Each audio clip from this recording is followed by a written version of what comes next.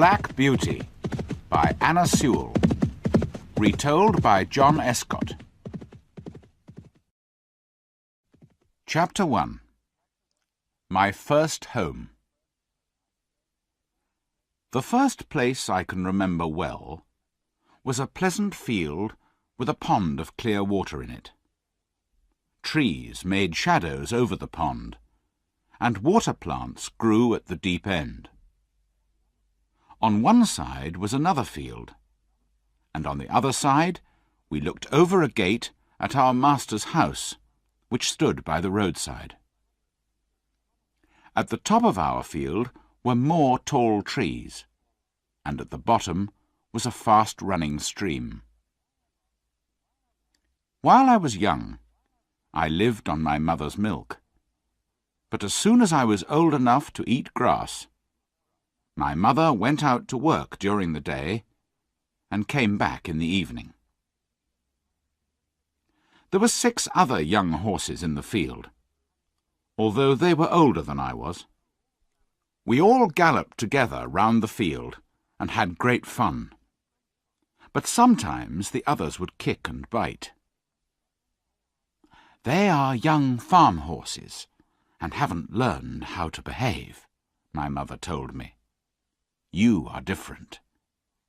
Your father is well known, and your grandfather twice won the most important race at Newmarket. Your grandmother was quiet and gentle, and you have never seen me kick or bite, have you? I hope you will grow up to be gentle and a willing worker, and never bite or kick." I have never forgotten my mother's advice.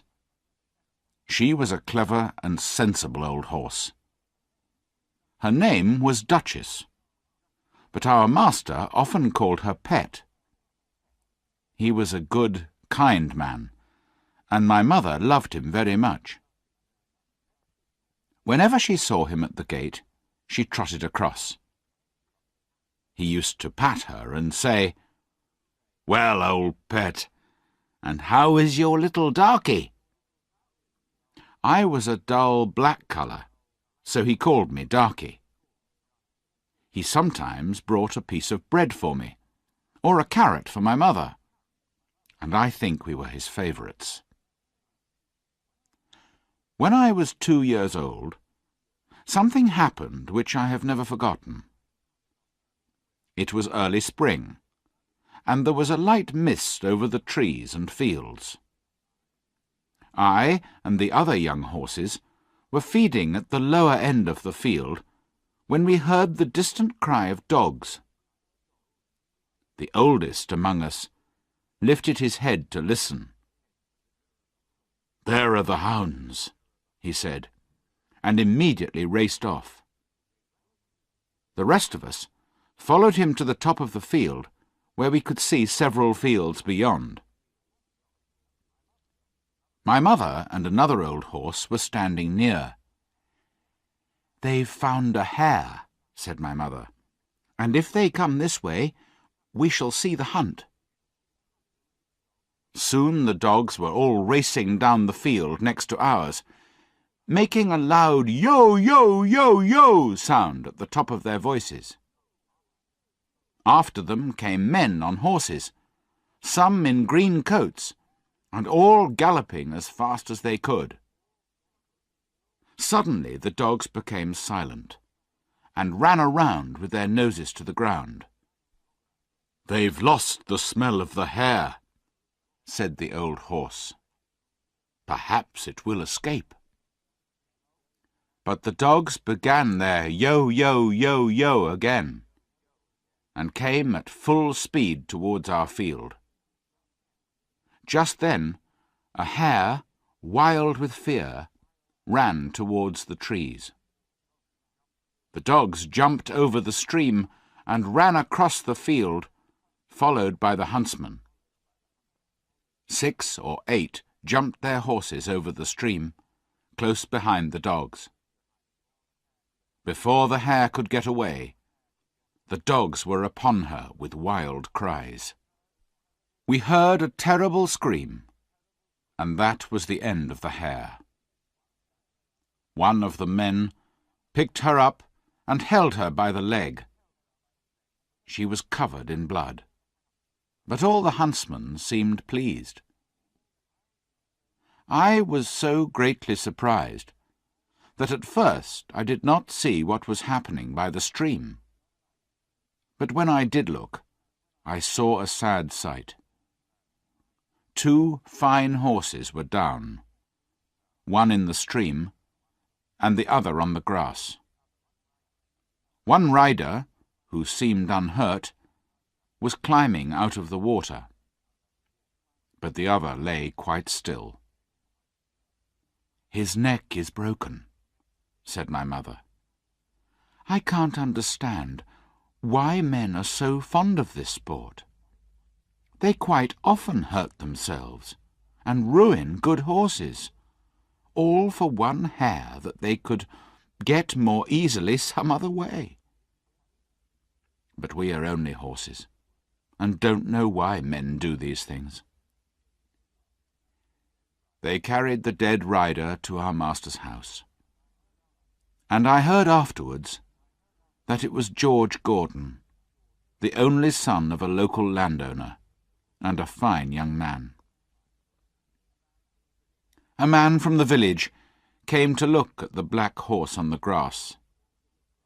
The animal was in great pain, and one of his legs was broken. The man began to feel the horse all over. Then he shook his head.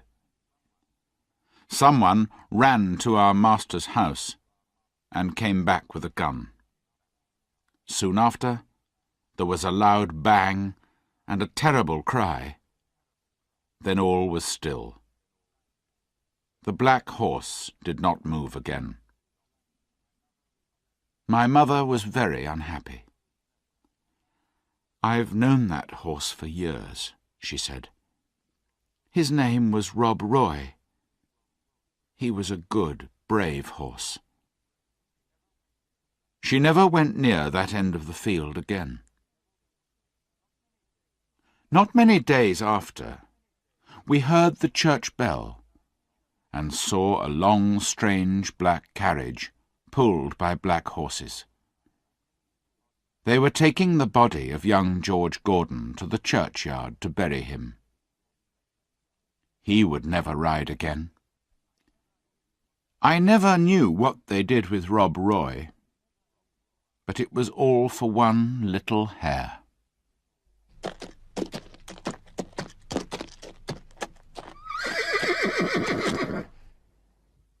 Chapter 2. Birtwick Park. I was beginning to grow handsome. My coat was fine and soft, and was a shiny black. I had one white foot, and a pretty white star on my forehead. When I was 4 years old, Mr. Gordon came to look at me. He looked closely at my eyes, my mouth, and my legs, and then I had to walk and trot and gallop for him. "When he's been trained," Mr. Gordon said to my master, "he will do very well." My master liked to train his horses himself before selling them, and the next day my training began. To train a horse is to teach him to wear a saddle, and to carry a man, woman, or child on his back. The horse must also learn to wear a collar, and to stand still when it is put on. Then to have a carriage fixed behind him, and to go fast or slow, whichever his driver wishes. He must never bite or kick or talk to other horses, and must always do what his master tells him, however tired or hungry he feels. Like all horses that have grown up, I had to wear a bit and bridle. A bit is a great piece of cold, hard metal, as thick as a man's finger, which is pushed into a horse's mouth between his teeth and over his tongue, with the ends coming out at the corners. It is held there by straps, which go over the horse's head, under his neck, round his nose, and under his chin. Reins, which the rider holds, are fastened to each end of the bit. Slowly, with my master's kind words and gentle ways, I learned to wear my bit and bridle. Next there was the saddle.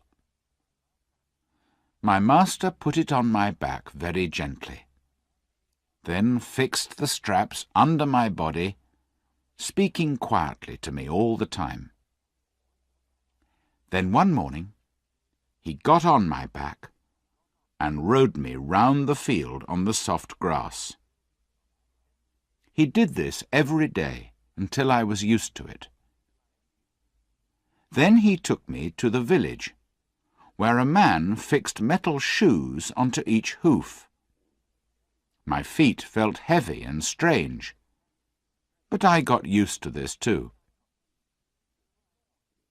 There were more new things to wear.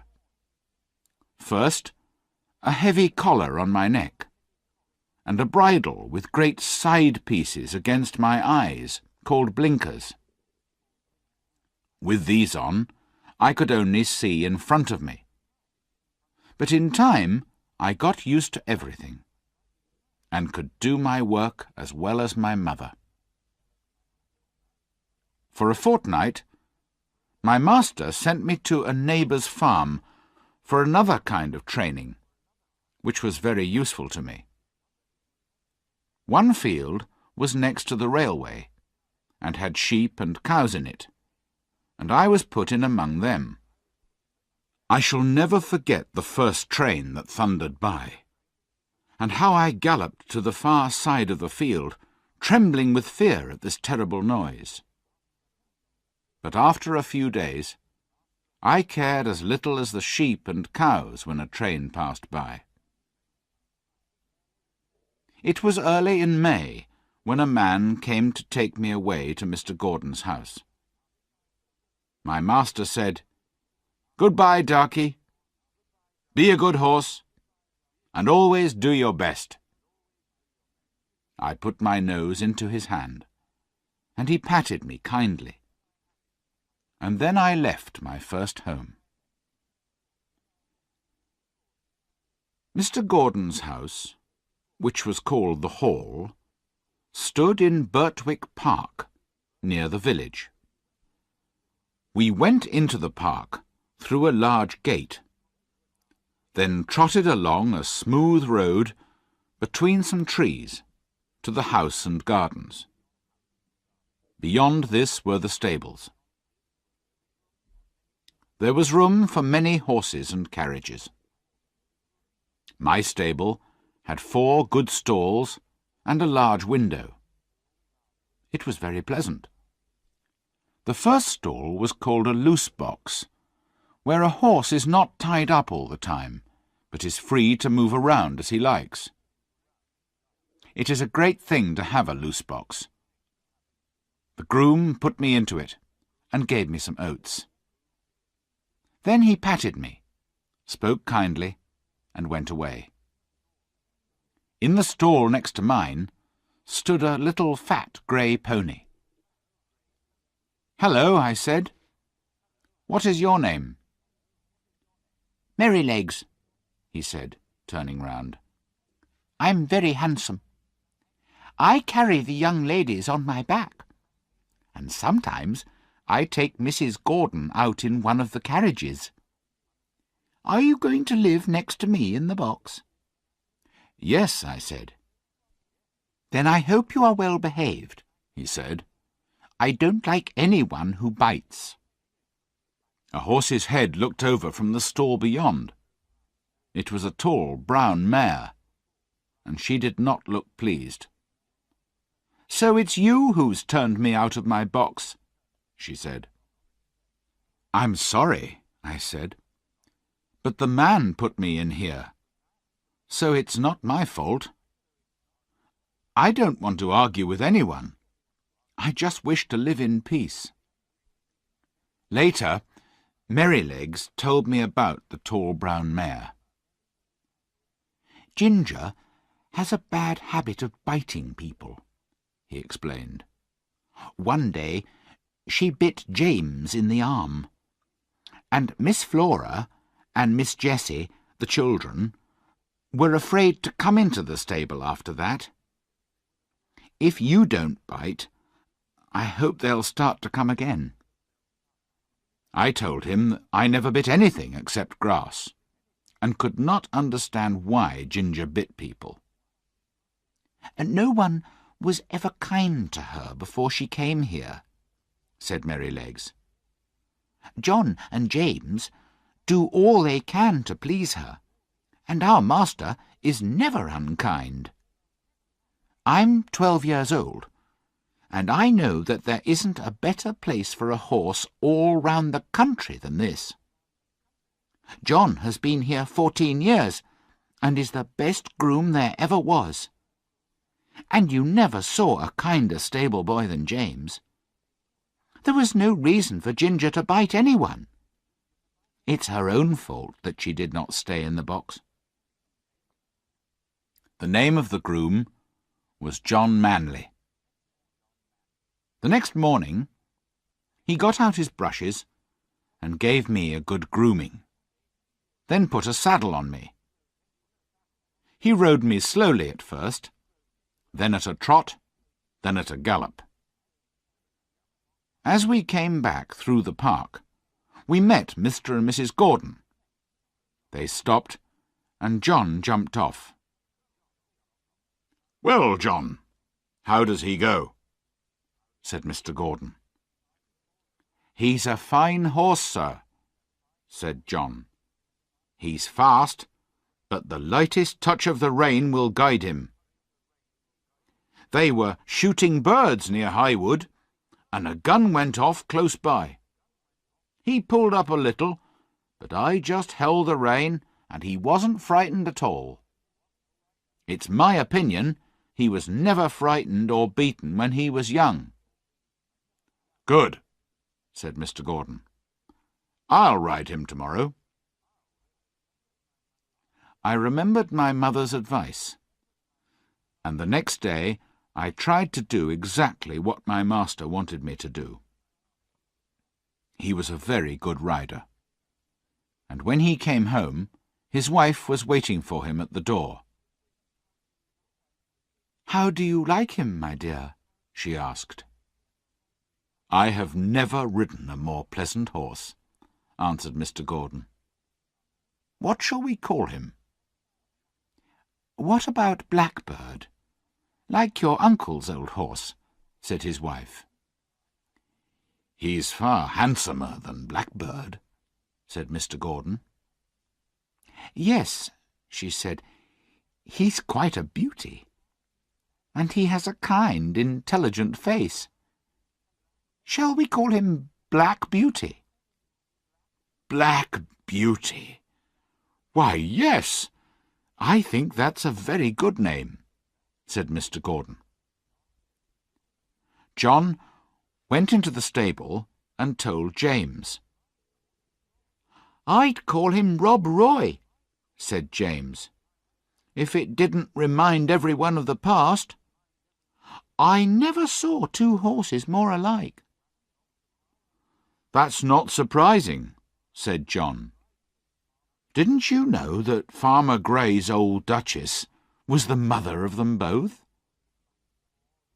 So poor Rob Roy, who was killed at the hunt, was my brother. Now I understood why my mother was so unhappy when he died. John was very proud of me, and seemed to know just how a horse feels. And James was kind too. A day or two later, I went out in the carriage with Ginger. I wondered how we would get on together, but I found it easy to trot along beside her. Merrylegs was a happy little pony, and was everyone's favourite. We were soon great friends, and I became quite happy in my new home.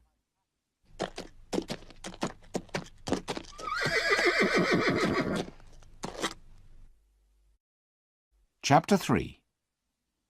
Ginger's Story. What more could I want? Freedom. For the first 4 years of my life, I had a large field where I could gallop around at full speed, with no straps, no bit, and no blinkers. Now I stood in a stable, night and day, except when I was wanted for work, and sometimes when John took me out, I felt so strong, so full of life, that I wanted to jump or dance. "Calm down, boy," he would say. Then, as soon as we were out of the village, he would let me trot fast for a few miles. Some grooms punished a horse for getting too excited, but not John. He knew how to control me with only the sound of his voice, and I was very fond of him. Sometimes we did have our freedom in the field for an hour or two. This was on fine Sundays in the summer, because the carriage never went out on Sundays. It was wonderful. The grass was cool and soft to our feet, and the air was so sweet. And we could gallop, or lie down, or roll over on our backs, or do what we liked. One day, Ginger asked me about my old home and my training. When I finished telling her, she said, "Life has been different for me. I was taken from my mother when I was young, and there was no kind master like yours to look after me. I had a bad time when I was trained. Several men caught me in a corner of the field, and one held my nose so hard that I could only just breathe. Then another pulled my mouth open to put the bit in, and I was pulled along and beaten from behind. They didn't give me a chance to understand what they wanted. The old master, Mr. Ryder, knew about horses, but he gave up most of the business to his son, who was tall and strong, but not gentle. They called him Samson, and he said that no horse could throw him out of the saddle. One day he made me run round the field on a long rein until I was very tired and miserable. The next morning he did the same again. Then he put a saddle and bridle on me, and a new kind of bit into my mouth. The new bit was very painful, and I pulled away and stood up on my back legs, which made him very angry. He stayed in the saddle and beat me with a whip. But after a long and terrible battle, I threw him off and galloped to the other end of the field. I watched him go into the stable, but no one came to fetch me. Time went on, and the sun was very hot. I was hungry and very thirsty. At last, just as the sun was going down, the old master came out with some oats.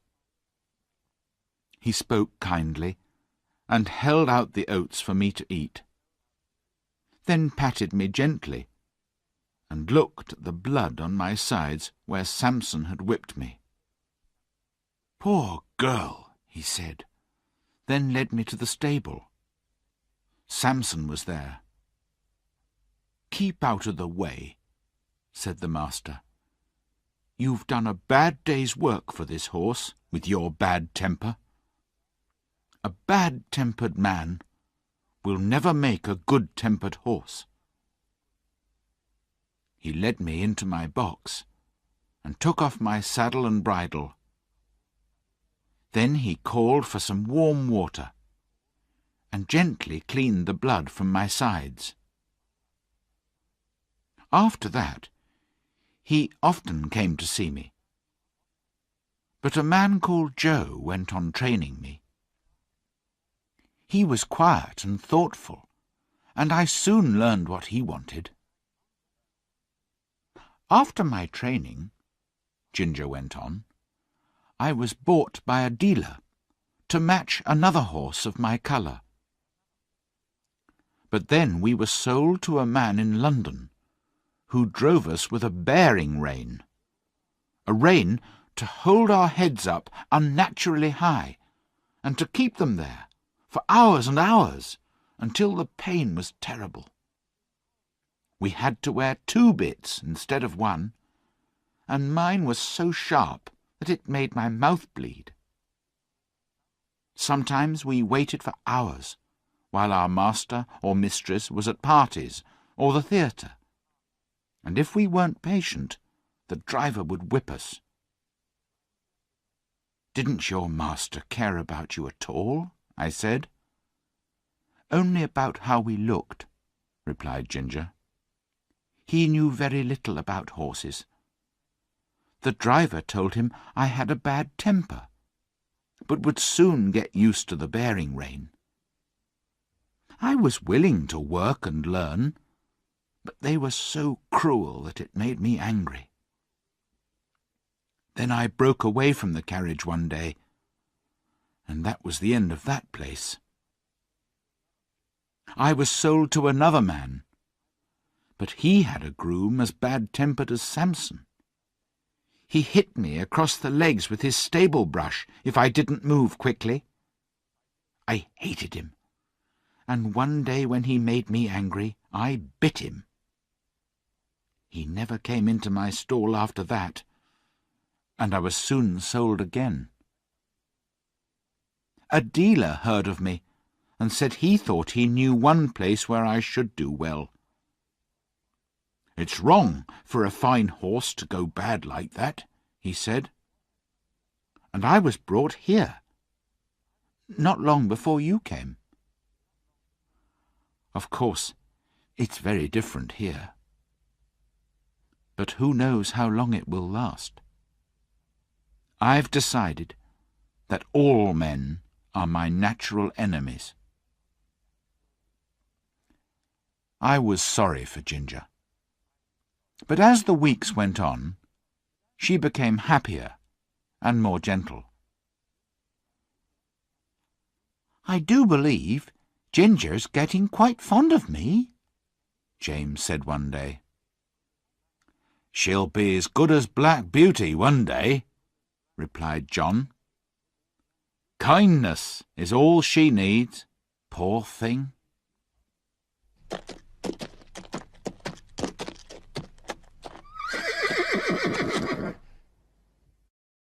Chapter 4.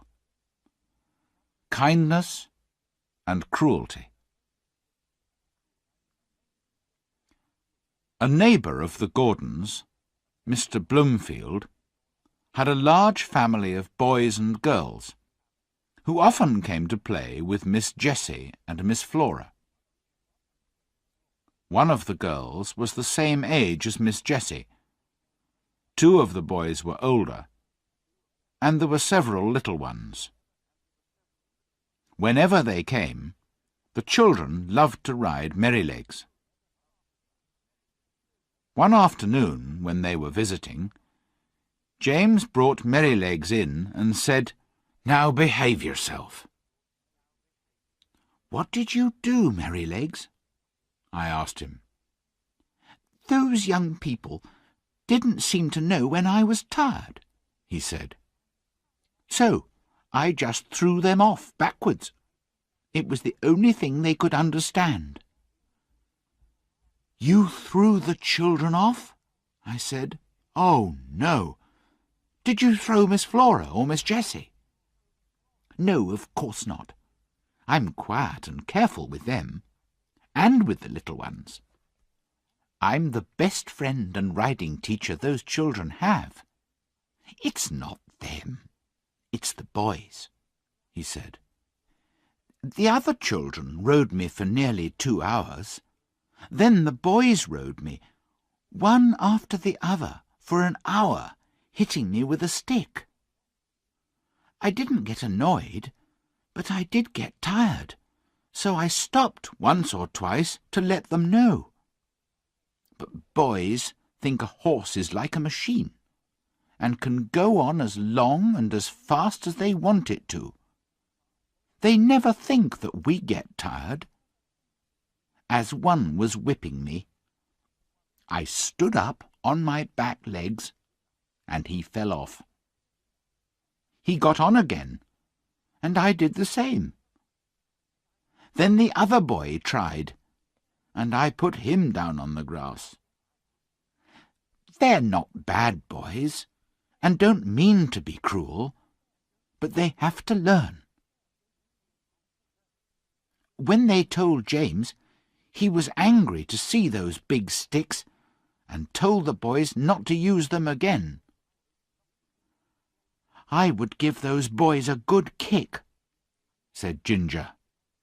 "I know you would," said Merrylegs, "but they expect me to look after those children, and they expect me to be good-tempered, and I will be. You never had a place where they were kind to you, Ginger, and I'm sorry for you. But good places make good horses, and I wouldn't make our people angry for anything. If I started kicking people, they would very quickly sell me, perhaps to someone cruel. I hope that never happens." I often wondered why Sir Oliver, the oldest horse in the stable, had so short a tail, only about 20 centimetres long. And one day I asked him, "Did you have an accident?" "It was no accident," he said angrily. "My long and beautiful tail was cut off when I was a young horse. At that time, some owners thought it was fashionable." "How terrible," I said. "Yes, terrible and cruel," said Sir Oliver. "Now I can never brush the flies off my sides or back legs, and all because of fashion. Some owners cut off the tails of their dogs to make them look brave, or cut their pretty little ears to make them look fashionable. They don't cut off the ends of their children's ears, do they? Why do they think it's all right to do these things to their animals?" Mr. Gordon was never cruel, and he would not stand by and watch others be cruel to animals. We were riding home one morning when we saw a big man driving towards us in a small carriage, pulled by a beautiful little pony.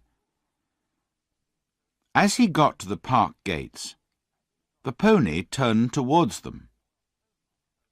Without warning, the man pulled the pony's head round so roughly that the little animal almost fell over. Then he began to whip the pony angrily. The animal tried to move forward, but the man held it back and continued to whip it.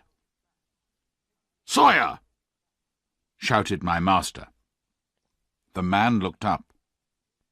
He was a builder, who often came to the park to do work. "He's too fond of going his own way," he told my master. "He's not supposed to turn in through your gates. The road is straight on."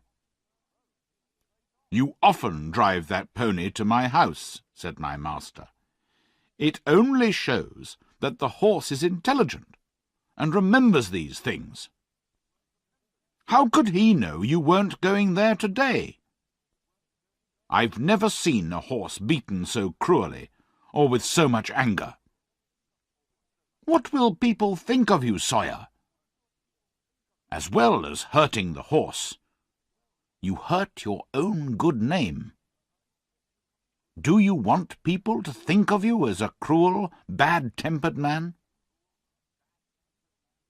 We went home slowly, and I could tell by his voice that the master was unhappy at what we had seen.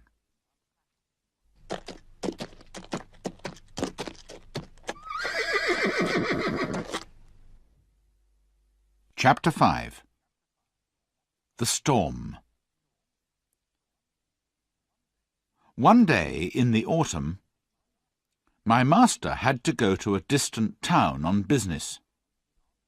John harnessed me to the carriage, and the three of us went off. There had been a lot of rain, and the wind was very strong.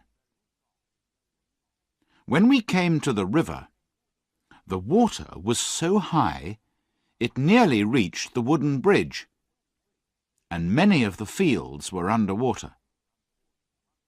In one low part of the road, the water was halfway up to my knees. We got to the town, and the master's business took a long time.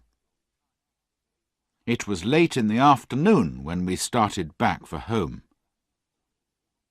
The wind was much stronger, and as we drove through a wood, I heard my master say, "I've never been out in a storm as bad as this, John."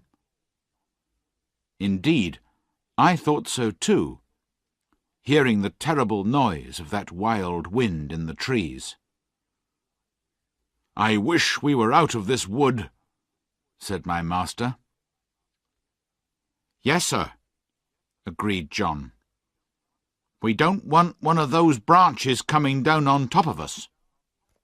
But just as he finished speaking, there was a great noise of wood breaking, and a big tree came crashing down through the other smaller trees and fell across the road right in front of us. I was very frightened, and I stopped immediately. But I didn't turn round or try to run away. John jumped out and quickly ran to my side. "What can we do now, John?" said my master. "We can't drive over the tree or get round it, sir," said John. "We'll have to go back to the crossroads and take the longer road round to the wooden bridge. It will make us late, but the horse isn't tired." It was nearly dark when we got to the wooden bridge. We could see water over the middle of it, but this often happened when the river was high. But the moment my feet touched the first part of the bridge, I was sure something was wrong, and I stopped suddenly. "Go on, Beauty," said my master, and he touched me with the whip. I did not move, so he hit me sharply, but I would not go forward. "There's something wrong," said John, and he jumped from the carriage and began to look round. He tried to lead me forward. "Come on, Beauty, what's the matter?" Of course, I could not tell him, but I knew the bridge was not safe. Just then, a man ran out of the house on the other side of the bridge. "Stop! Stop!" he cried. "What's the matter?" shouted my master. "The bridge is broken in the middle," said the man, "and part of it was carried away. If you come across, you'll fall in the river." "Thank you, Beauty," John said to me, and turned me gently round to the right-hand road by the riverside. It got darker, and the wind got quieter as I trotted towards home by another, much longer road. The two men were quiet for some time, but then my master spoke. "We were very close to drowning in that river, John," he said. "Men may be clever enough to think of things for themselves, but animals know things without thinking, and that's often saved a man's life, as it has ours tonight. People don't realize how wonderful their animals are, nor do they make friends with them as they should." When we arrived back at Birtwick Park, the mistress ran out to meet us. "I've been so worried," she said. "Are you all right? Did you have an accident?" "We nearly did," said my master. "But Black Beauty was cleverer than we were, and saved us all from drowning." One morning, early in December, the master came to the stable with a letter in his hand, looking very serious. "Good morning, John," he said. "Tell me, does James work hard, and do what you tell him to do?" "Yes, sir, always," replied John. "And he doesn't stop work when your back is turned?" "Never, sir." "And if he goes out with the horses, does he stop to talk to friends, or go into houses where he has no business, leaving the horses outside?" said the master. "No, sir," said John. "And if anybody has said that about James, I don't believe it. I never had a pleasanter, more honest young man in this stable." The master smiled, and looked across at James, who was standing by the door. "James, I'm glad John's opinion of you agrees with my own," he said. "I've had a letter from my wife's brother, Sir Clifford Williams. He wants me to find him an honest young groom who knows what he's doing. The man who drives his carriage is getting old, and needs a young man who will work with him and be able to do his job one day. How old are you?" 19 next May, sir," said James. "That's young. What do you think, John?" "It is young, sir," said John. "But he's tall and strong. He doesn't have much experience of driving, but he has a light touch and a quick eye." "Well, James," said the master, "talk to your mother at dinner-time, and let me know what you want to do." A few days later, it was agreed that James would go to Clifford Hall in a month or 6 weeks, and for the next few weeks he drove the carriage. We went in and out of town, through busy streets, and to the railway station, where the road was narrow, and there were lots of other carriages hurrying to and from the station. Then my master and mistress decided to visit some friends who lived about 75 kilometres from our home. "You can drive us, James," said my master.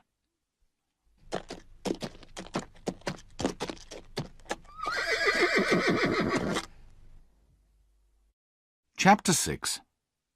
The Fire. The first day we travelled about 50 kilometres, but James drove carefully and made sure that Ginger and I were always on the smoothest part of the road. It was evening when we reached the hotel where we were going to stay that night. It was in the marketplace, and 2 stablemen came out to us. The chief stableman was a pleasant old man, and he led me into a long stable with 6 or 8 stalls in it, and 2 or 3 horses. The younger man brought in Ginger, and James watched while we were groomed. "I thought I was quick," James told the old stableman, "but you're quicker than anyone." "I've worked with horses since I was 12 years old, and I can tell you, it's good to be able to work with a well-behaved, well-cared-for animal like this," said the stableman, patting my neck. "Who is your master?" "Mr. Gordon of Birtwick Park," said James. "I've heard of him," said the stableman. "He's a good judge of horses, and the best rider in this part of the country."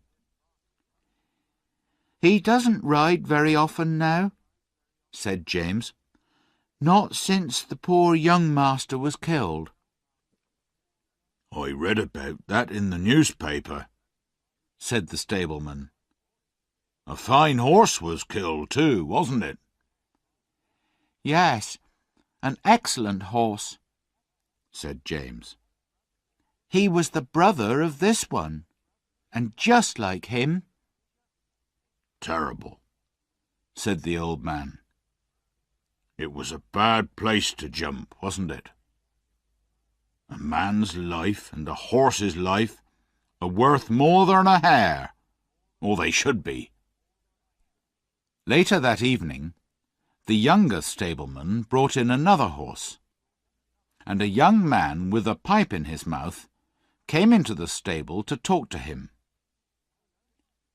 "Towler, go up and get some hay, and put it down for this horse, will you?" said the stableman. "But put down your pipe first." "All right," said the other man, and went up a ladder and through a little door. I heard him step across the floor over my head and push down some hay through a hole in the roof into the new horse's feeding place. James came in to look at us before he went to bed, and then the door was locked. I don't know how long I slept, or what time it was when I woke up, but the air seemed thick, and I heard Ginger and another horse moving about worriedly. It was quite dark, and I could see nothing. The stable was full of smoke, and it was almost impossible to breathe. The smoke seemed to come from the little door above me, and I could hear a strange noise up there. The other horses were now all awake, moving about restlessly. At last, I heard someone outside, and then the younger stableman ran in with a light. He began to untie the horses, and tried to lead them out. The first horse would not go with him, nor the second or third. He tried to pull me out, but he was so frightened himself that he frightened me, and I would not move. The noise above was louder now, and there was a shout of "Fire!" outside. The old stableman came in quietly and quickly, and got one horse out, then another. By now, the flames were coming down through the roof, and the noise was terrible. Then I heard James's voice, quiet and friendly as it always was. "Come on, Beauty," he said. We'll soon get you out of this smoke. He took off his scarf and tied it over my eyes, then led me out, patting me all the time. He took the scarf off, then shouted, "Take this horse, somebody, while I go back for the other." Windows in the hotel were open, and people were shouting. I watched the stable door, where the smoke came out thicker than ever. Then I heard one voice above all the others, and recognized it as my master's. "James Howard! James Howard! Are you there?" There was no answer, only the crash of something falling in the stable. But the next moment I saw James coming through the smoke, leading Ginger with him. "My brave boy," said the master. "Are you hurt?" James shook his head, unable to speak because of the smoke. Suddenly, I heard the sound of wheels and galloping horses. "It's the fire engine!" shouted someone. 2 horses ran past me, pulling the heavy fire engine. The fireman jumped out, and we went quickly into the wide, quiet marketplace, out of their way. The master led us to a large hotel on the other side, where a stableman came to take us in. Then the master hurried off to find his wife. The next morning he came to see how we were, and to speak to James. I did not hear much, but James looked very happy, and the master looked proud of him. How did the fire start? Someone said they saw Dick Towler go into the stable smoking a pipe, but that when Dick came out he didn't have it. The young stableman said that he asked Dick to go up the ladder to put down some hay, but also told him to put down his pipe first. Dick said that he did this, but nobody believed him. James said the roof and floor had all fallen in, and only the black walls were standing. The 2 poor horses, who could not get out, were buried under the fallen roof.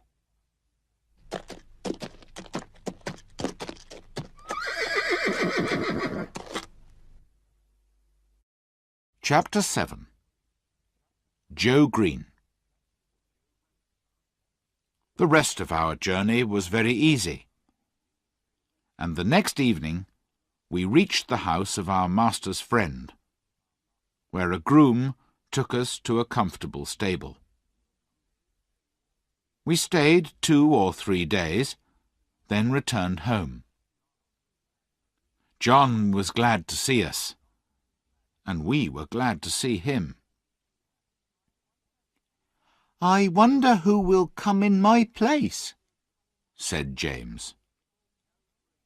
"Little Joe Green," said John. "He's only 14 and a half, but he has a kind heart and wants to come. So I've agreed to try him for 6 weeks. The next day, Joe Green came to learn all he could before James left. He was a nice, happy boy, and always came to work singing. But then the day came when James had to leave us. "I'm leaving a lot behind," he said sadly to John.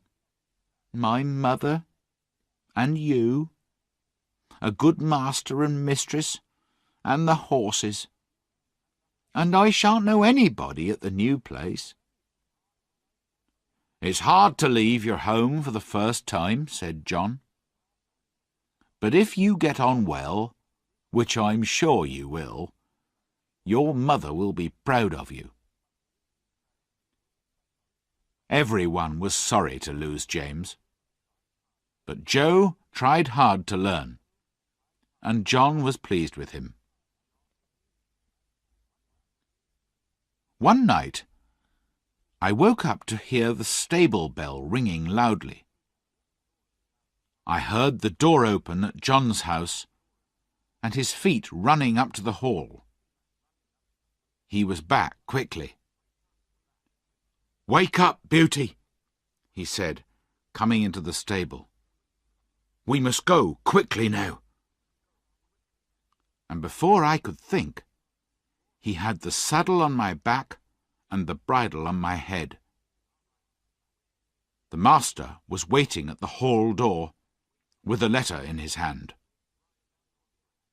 "Ride for your life, John," he said. "Give this to Dr. White, then rest your horse, and be back as soon as you can. Mrs. Gordon is very ill." Away went John and I, through the park, and through the village, and down the hill. There was a long piece of flat road by the riverside, and John said, "Now, Beauty, do your best." I needed no whip, and for 2 miles I galloped as fast as I could, perhaps even faster than my grandfather, who won the race at Newmarket. When we came to the bridge, John slowed me down a little and patted my neck. "Well done, Beauty," he said. Then I was off again, as fast as before. The air was cold, and the moon was bright, and it was a pleasant night. We went through a village, then a dark wood, then uphill, then downhill, and after 12 kilometres we came to the town. It was 3 o'clock when we stopped by Dr. White's door. John rang the bell, then knocked on the door like thunder. A window was pushed up, and Dr. White's head appeared. "What do you want?" he said. "Mrs. Gordon is very ill," said John. "You must come at once, or she'll die. Here's a letter." The doctor was soon at the door. "My horse has been out all day and is exhausted. Can I take yours?" "My master told me to rest him," said John. "But take him if you think it's best, sir." "I'll soon be ready," said the doctor.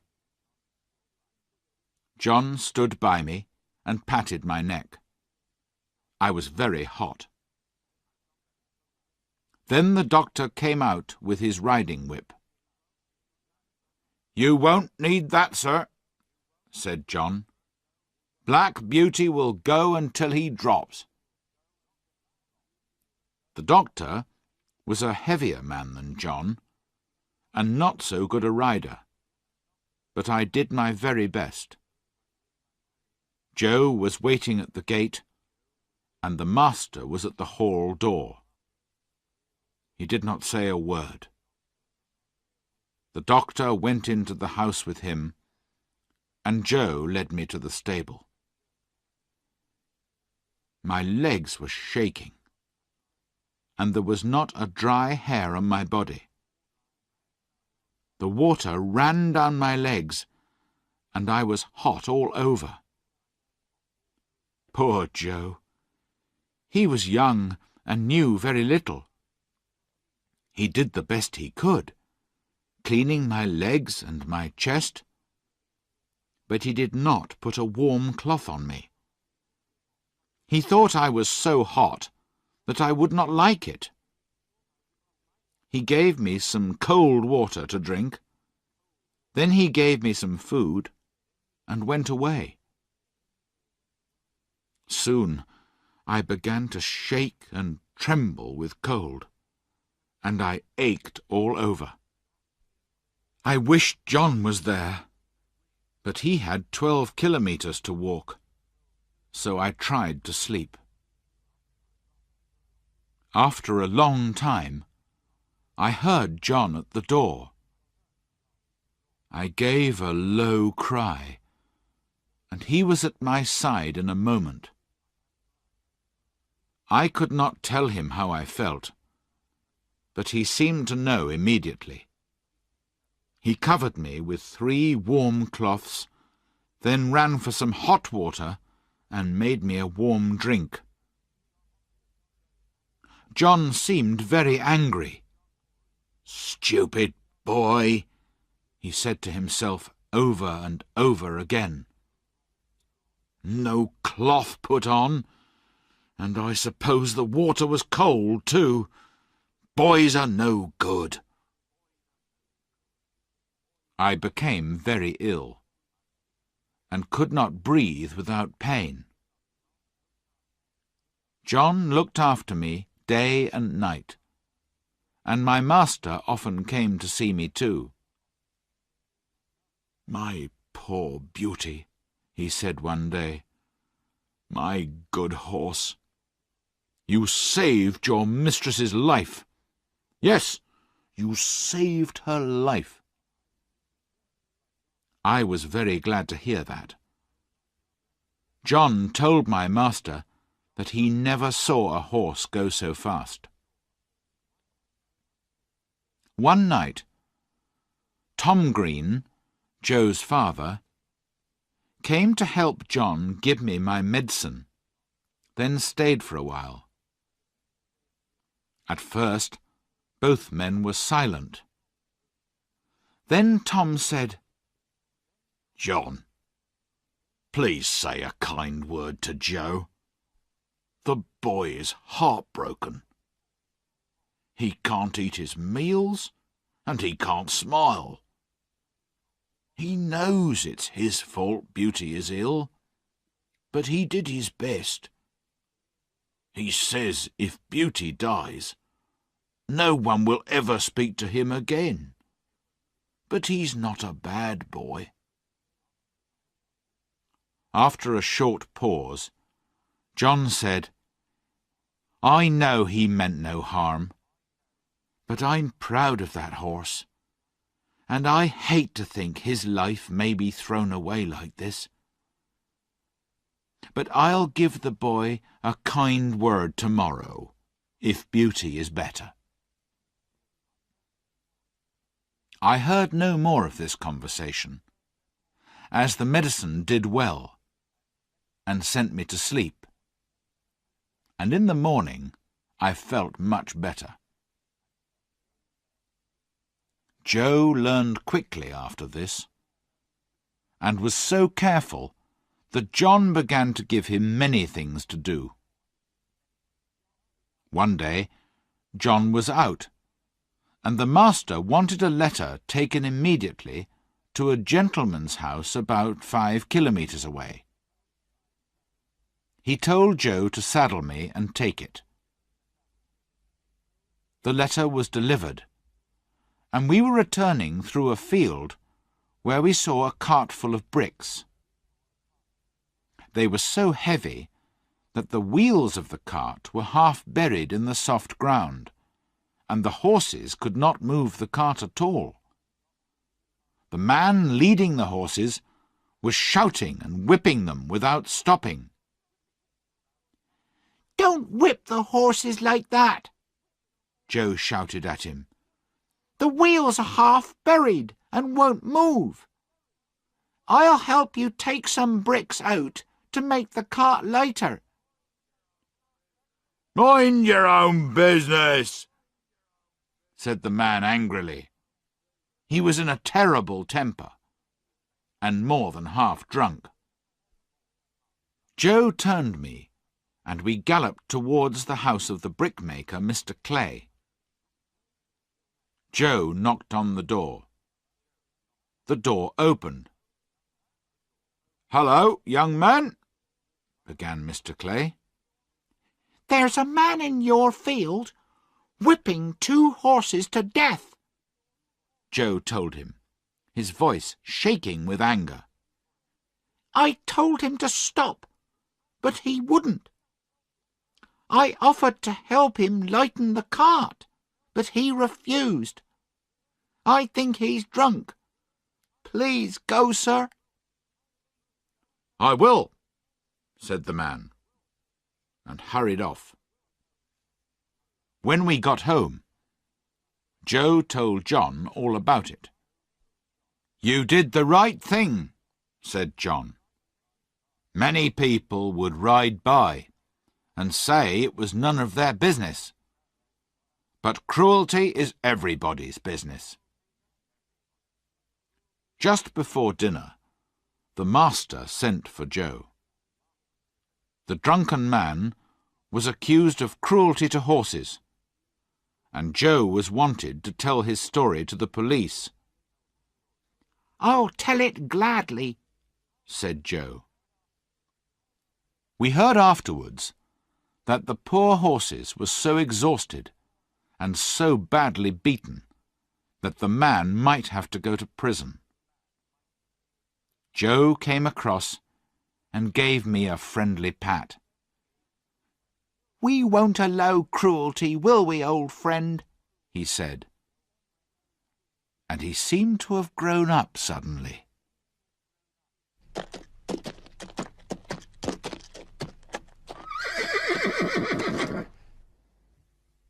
Chapter 8. Earl's Hall Park. I lived at Birtwick Park for 3 happy years. But then changes came. Our mistress was often ill, and the doctor advised her to go and live in a warm country for 2 or 3 years. Everyone was very sorry, but the master immediately started making arrangements to leave England. John did his work silently and sadly, and Joe didn't sing any more. Then we heard that the master had sold Ginger and me to an old friend of his, Lord Grey. Merrylegs was given to the neighbour, Mr. Bloomfield, and Joe was employed to look after him. John was offered several good jobs, but he wanted to wait and look around. "I want to train young horses," he told the master. "I cannot think of anyone more suitable for that work than you, John," said the master. "If I can help you in any way, write to me." The next morning, John took Ginger and me to Earl's Hall Park, where Lord Grey lived. There was a very fine house and lots of stables. John asked for Mr. York, who was going to be our new driver. Mr. York was a good-looking man of about 40, with a voice that expected to be obeyed. He called a groom to take us to our boxes, then invited John to have a drink with him. We were taken to a pleasant stable and put in boxes next to one another. Then we were groomed and fed. Half an hour later, John and Mr. York came to see us.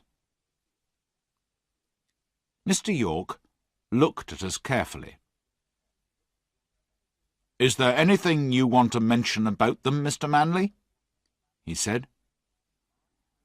"I don't believe there's a better pair of horses in the country," said John. "But they're not alike. The black one has the most perfect temper I've ever known. The other was badly treated before she came to us, but has grown better tempered in the last 3 years. We've never used a bearing rein with either of them." "They'll wear one here," said York. "Lady Grey follows the fashion, and if her horses are not reined up tight, she doesn't like it." "I'm sorry to hear that," said John. He came to pat each of us for the last time. I held my face close to him, which was all I could do to say goodbye. And then he was gone, and I have never seen him since. Lord Grey came to look at us the next day, and seemed pleased. He heard what John had said about us. "Keep an eye on the mare," he said to York. "Don't make the bearing rein too tight at first, and I'll mention it to my wife."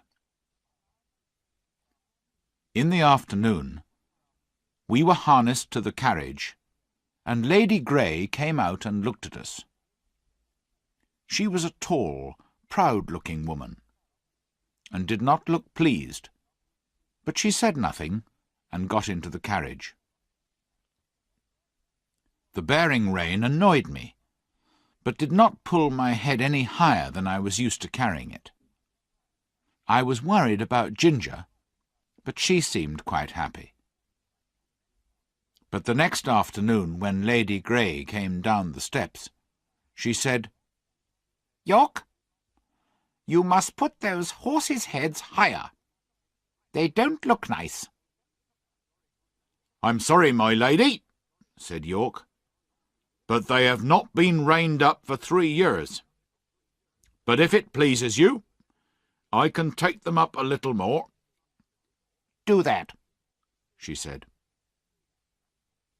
That day we had to pull the carriage up a steep hill. I wanted to put my head forward to make the work easier, but I couldn't.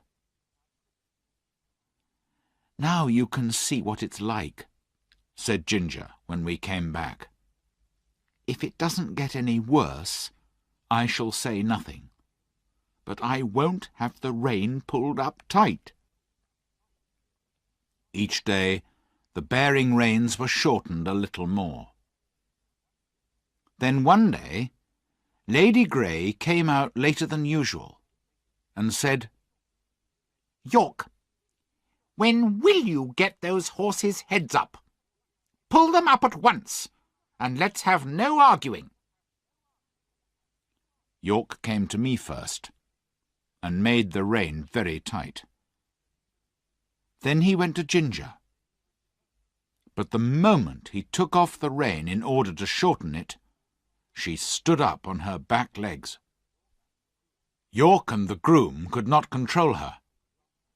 She kicked herself out of the carriage and fell down, kicking me on the leg as she went. York sat on her head to keep her still and shouted, "Let the black horse out! Undo the carriage! Cut the harness!" The groom cut me out of the harness and hurried me back to my box, then ran back to York. I was angry, and my leg hurt, and I felt that I wanted to kick the first person who came near me. Soon after, Ginger was led in by 2 grooms. York was with her, and came to look at me. "I knew those bearing reins would cause trouble," he said to himself. He saw where I had been kicked, and washed the place gently with hot water to help the pain. Lord Grey was angry when he heard what had happened. He blamed York for taking orders from the mistress, and York said that he would take orders only from Lord Grey himself from now on. But things went on the same as before, except that Ginger was never put into the carriage again. I pulled it with a horse called Max, who was used to the tight rein. But those 4 months pulling Lady Grey's carriage were terrible. The sharp bit cut into my tongue and mouth. The rein hurt my neck and made it difficult to breathe, and I felt tired and very miserable. In the spring, Lord Grey and some of his family went up to London and took York with them. 2 daughters remained at the Hall. Lady Harriet never went out in the carriage, and Lady Anne preferred riding on horseback with her brother or cousins.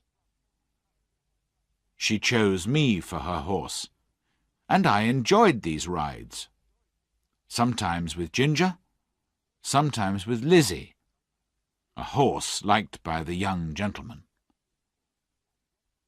There was a gentleman called Blantyre staying at the Hall, who always rode Lizzie, and was so pleased with her that Lady Anne wanted to try her. "I don't advise it," said Blantyre. "She's too easily frightened for a lady to ride." "My dear cousin," said Lady Anne, laughing, "I've been riding horses since I was a baby, and have followed the hounds many times. Now help me up." So Blantyre helped her into the saddle, then climbed on me. Just as we were moving off, Lady Harriet asked for a message to be taken to Dr. Ashley in the village. The village was about 2 kilometres away, and the doctor's house was the last one in it. Blantyre got off to open the gate for Lady Anne, but she said, "I'll wait here for you." He went off, and we waited. There was a field with an open gate on the opposite side of the road, and at that moment some young horses came trotting out. They were wild and excited, and there was a boy behind them waving a large whip. Suddenly, one of the young horses ran across the road and banged into Lizzie's back legs. She gave a violent kick, nearly unseating Lady Anne, and immediately galloped away at full speed.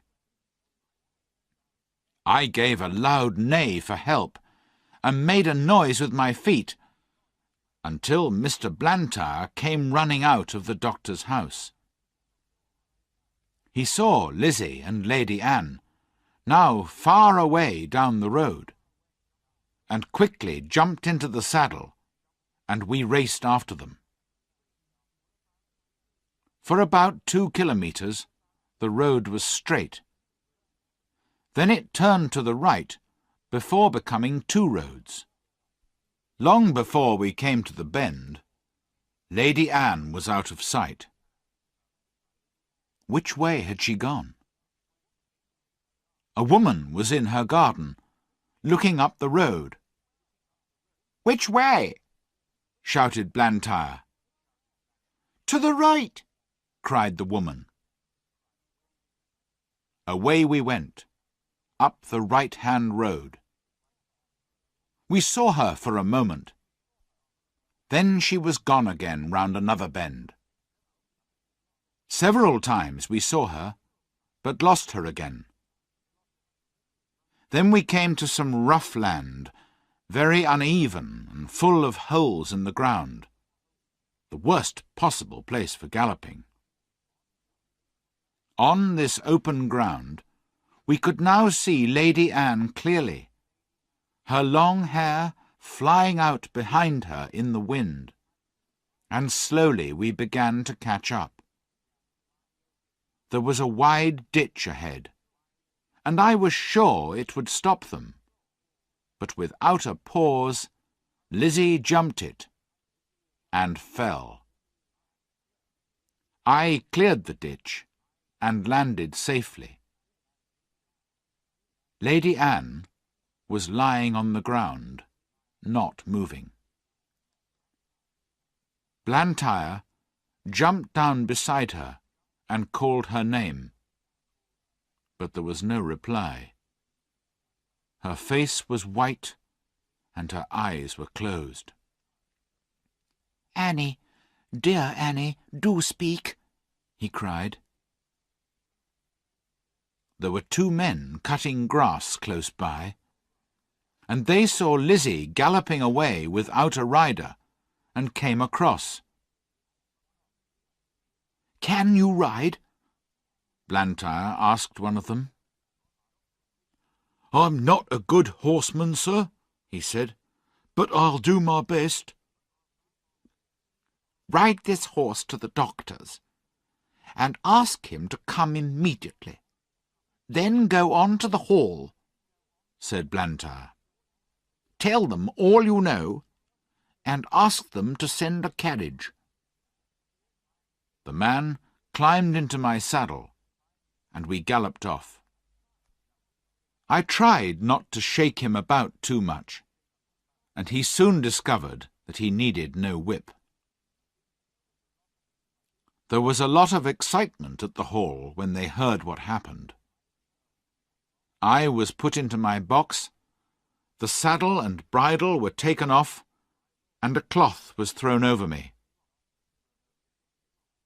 2 days later, Blantyre came and patted me. "You did well," he said. "I'm sure you knew Annie was in danger. She must ride only you from now on." From this, I knew that my young mistress was out of danger, and would soon be able to ride again.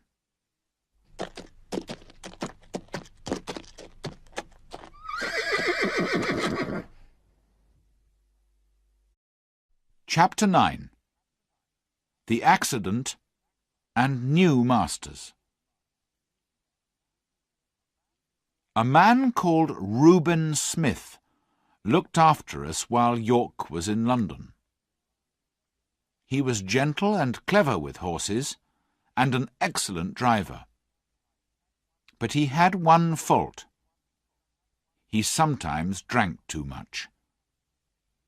For weeks or months he was all right. But then, without warning, he would begin to drink heavily and behave badly. But he was a useful man, so York had kept quiet about Smith's drinking, saying nothing to Lord Grey. Then one night Smith drove some ladies and gentlemen home from a party, and was so drunk that he could not hold the reins. York could not hide this, and Lord Grey told Smith to leave. However, some time later, York spoke again to Lord Grey, who was very kind-hearted, and he took Reuben Smith back. Smith promised never to get drunk again, and kept his promise, and because of this he was told to look after the stables while York was away. One day the carriage needed some repairs, so it was arranged that Smith would take it to town, leave it at the carriage-maker's, and then ride me back again. Mr. Blantyre wanted to go to the station, so he went with us. At the station, Mr. Blantyre gave Smith some money and said, "Take care of Lady Anne, Reuben, and don't let anyone else except her ride Black Beauty." We left the carriage at the maker's, and Smith rode me to the White Lion Hotel. He told the stableman to give me some food and have me ready for 4 o'clock. One of my front shoes was loose, but the stableman did not see it until 4 o'clock, Smith came back at 5 and said he would now leave at 6 because he'd met some old friends. The stableman told him about the loose shoe. "It'll be all right until we get home," said Smith. He finally came back at 9 o'clock, shouting loudly and in a very bad temper. We left, and almost immediately he began to gallop, often giving me sharp cuts with the whip, although I was going at full speed. Before we were out of the town, my shoe came off, but Smith was too drunk to notice. It was very dark, and on the rough road at that speed, my foot was soon cut and bleeding from the sharp stones. I could not go on. The pain was too great, and I fell violently on both my knees. Smith was thrown off. He tried to get up, but couldn't. Then he lay still. I could do nothing but wait. It was nearly midnight when I heard a horse's feet and the wheels of a carriage. I neighed loudly, and was very happy to hear an answering neigh from Ginger, and men's voices. Then the carriage came out of the darkness and stopped. 2 men jumped down beside Smith. "It's Reuben," said one. "And he's not moving, Robert." "He's dead," said Robert, touching Smith. "His hands are cold, and his head is covered with blood." They looked at me and saw my cut knees. "The horse has been down and thrown him," said Robert. He tried to lead me forward, but I almost fell again. "He's bad in the foot, too. No wonder he went down, riding over these stones without a shoe. Reuben was drunk, Ned. He would never ride a horse without a shoe unless he was drunk." Ned took Smith's body back in the carriage, and Robert tied his handkerchief round my foot and led me slowly home. No one blamed me for the accident. The owner of the White Lion Hotel said that Reuben Smith was drunk when he left. But I had to leave Earl's Hall, and so did Ginger. For a month or 2, I was allowed to live out in a field, and one day Ginger was brought in to join me. She had been ruined by the hard riding of Lord Grey's son, and after 12 months' rest she was going to be sold. And although my knees got better, they looked very ugly, and so I was no longer suitable for a fashionable family. It was very pleasant being in the field with Ginger, but one day Robert came in and took me away. We were both very sad to say good-bye to each other, Ginger and I. I was sold to a man in Bath, who kept many horses and different kinds of carriages for hire. I was a job horse, and all kinds of people hired me. Some were good drivers, others were very bad. Then one man persuaded my master to sell me to a friend of his, who wanted a safe, pleasant horse for riding. And so, that summer, I was sold to Mr. Barry. Mr. Barry knew very little about horses, But he hired a comfortable stable for me, and a man called Filcher to look after me. He ordered the best oats, and plenty of other good food for me to eat too.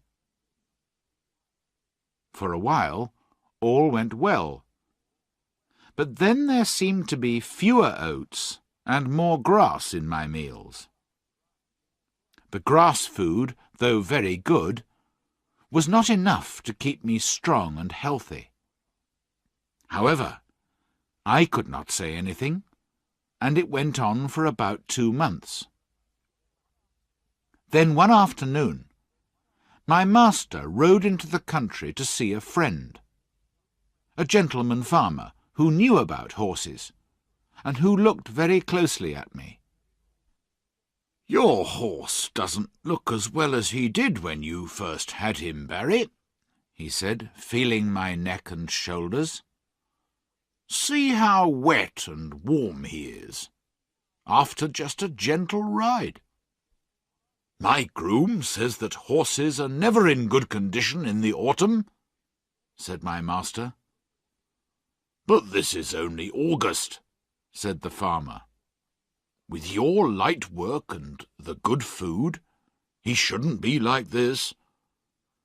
I don't know who eats your oats, my friend," he went on, "but I doubt that your horse gets any of them. I advise you to watch your groom more closely." Oh, how I wanted to speak! I wanted to tell my master where his oats went to.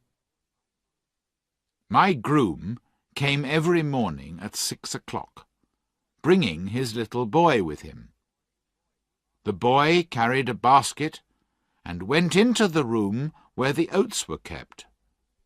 I would see them filling a bag with oats and putting the bag into the basket.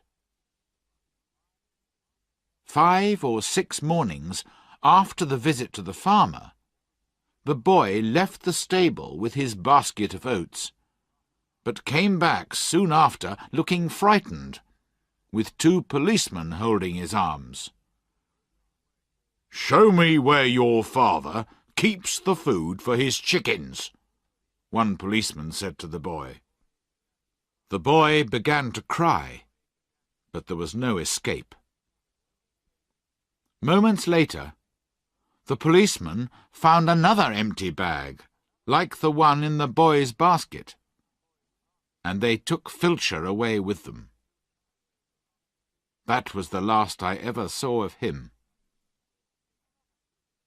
Another groom was employed, but he was very lazy about cleaning, and I became thin and unhealthy from standing in a wet, dirty stable. After all this trouble with grooms, Mr. Barry decided to stop keeping a horse, and I was sent to a horse fair, a place where hundreds of horses were bought and sold, and more lies were told, I think, than in any other place in the country. That day I was lucky. I was bought for £25 by a man called Jeremiah Barker, but everyone called him Jerry, and I shall do the same.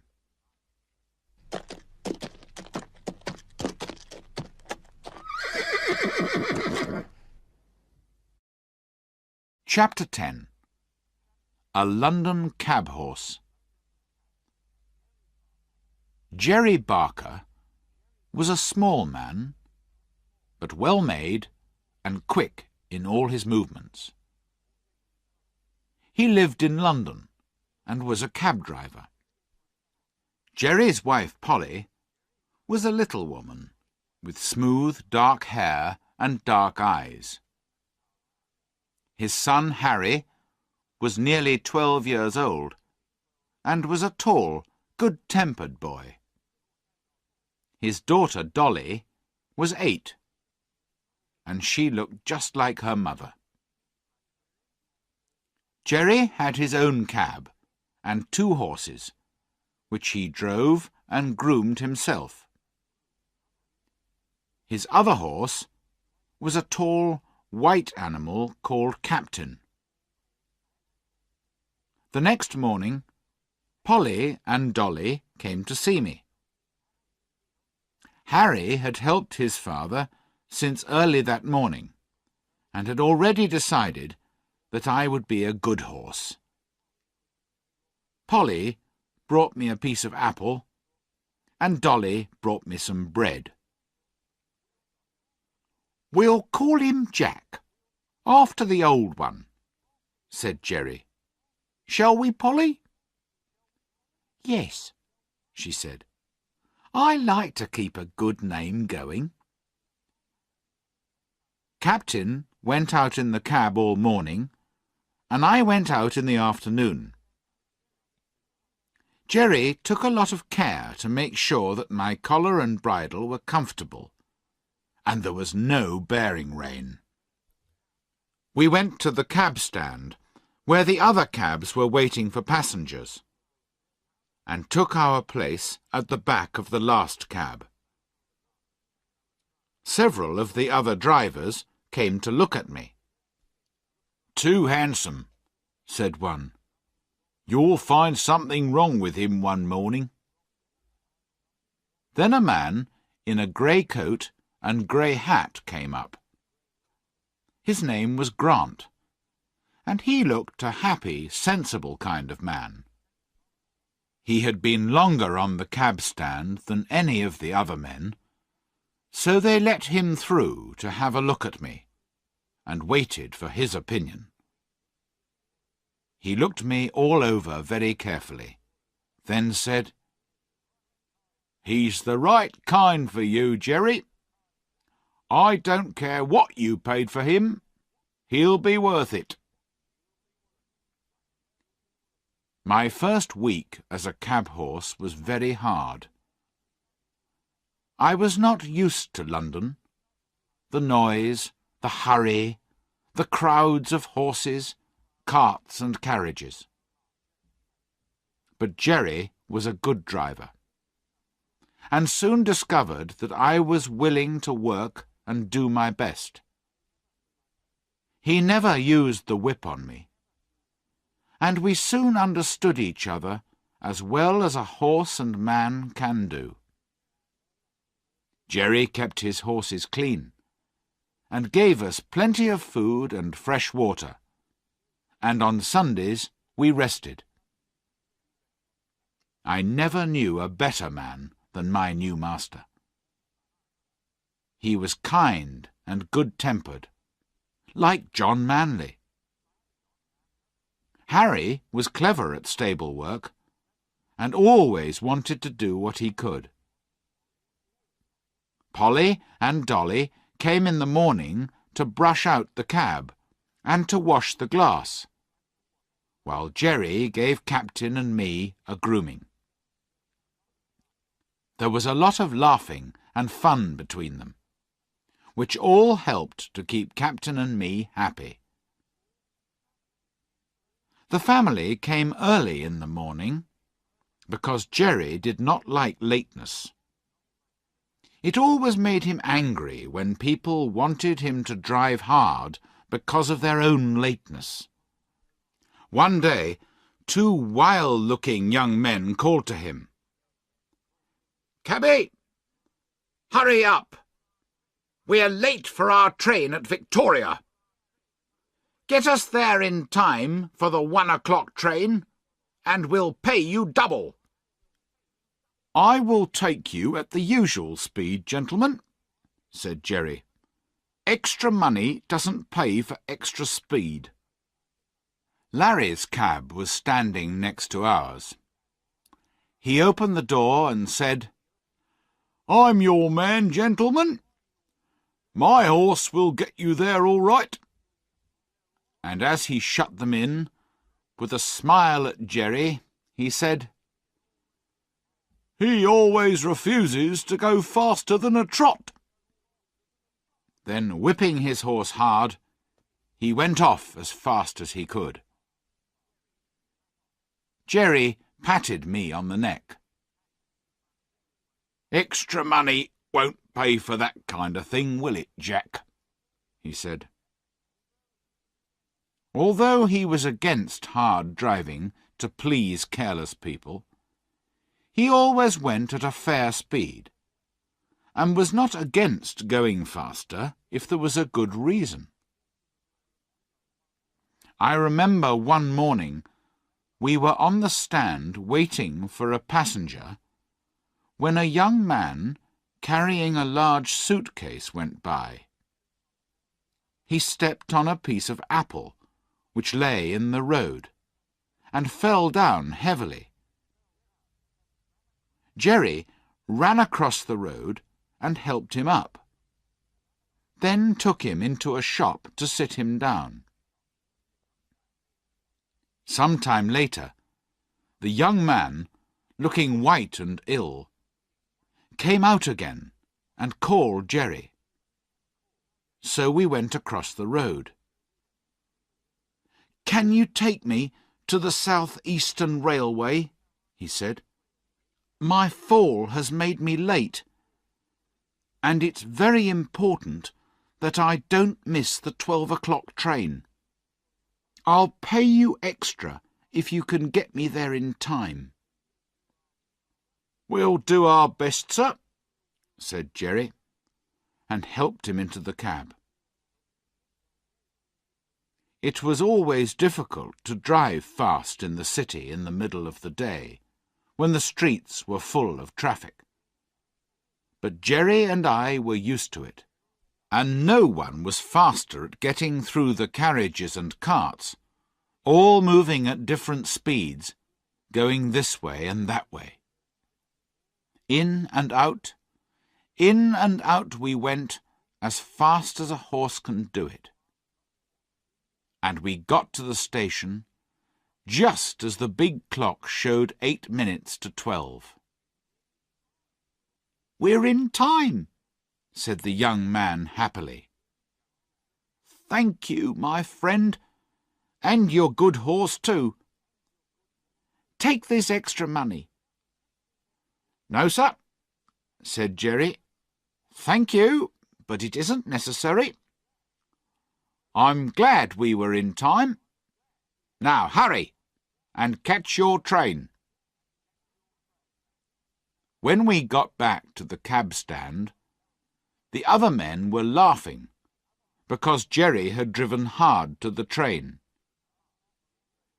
"How much extra did he pay you, Jerry?" said one driver. "Nothing," said Jerry. "He offered me extra, but I didn't take it. If Jack and I choose to have a quick run now and then, that's our business, and not yours." "You'll never be a rich man then," said Larry. "Perhaps not," said Jerry, "but I'll be a happy one." "And you, Larry," added Mr. Grant, "will die poor, because you spend too much money on new whips, beating your poor horse until it's exhausted, and then you have to buy another one." "Well, I've never had good luck with my horses," said Larry. "And you never will," said Mr. Grant. "Good luck is very careful who she travels with, and mostly chooses those who are kind and sensible. That's my experience anyway." He turned round again to his newspaper, and the other men went back to their cabs. Winter came early, with snow, rain, or strong winds almost every day for weeks. Jerry sometimes went to a coffee shop near the cab stand, and sometimes Dolly came with some hot soup that Polly had made for him. One cold, windy day, Dolly was waiting for Jerry to finish his soup when a gentleman came towards us. Jerry started to give the soup bowl back to Dolly, and was just going to take off my warm cloth when the man said, "No, no, finish your soup, my friend. I can wait in the cab until you've finished." Jerry thanked him, then came back to Dolly. "That's a real gentleman, Dolly," he said. "He has time and thought for the comfort of a poor cab driver." Jerry finished his soup. Then we took the man to Clapham. After that, he took our cab several times, and often came to pat me. It was very unusual for anyone to notice a cab horse, and I was grateful. Another day, the gentleman saw a cart with 2 horses standing in the street. The driver was not with them, and I don't know how long they had been standing there. However, they decided to move on a few steps. Suddenly, the cart driver ran out of a building and caught them. He seemed very angry, and began to whip the horses hard, even beating them around the head. Our gentleman saw him, and walked quickly across. "Stop that at once, or I'll call the police," he said. The driver was drunk, and he began to shout, but he stopped whipping the horses. Meanwhile, our gentleman wrote down the name and address that was on the side of the cart. "Why do you want that?" shouted the driver. Our gentleman didn't answer. He came back to the cab. "Many people have thanked me for telling them how their horses have been used," he told Jerry. "I wish there were more gentlemen like you, sir," said Jerry. "They are needed in this city."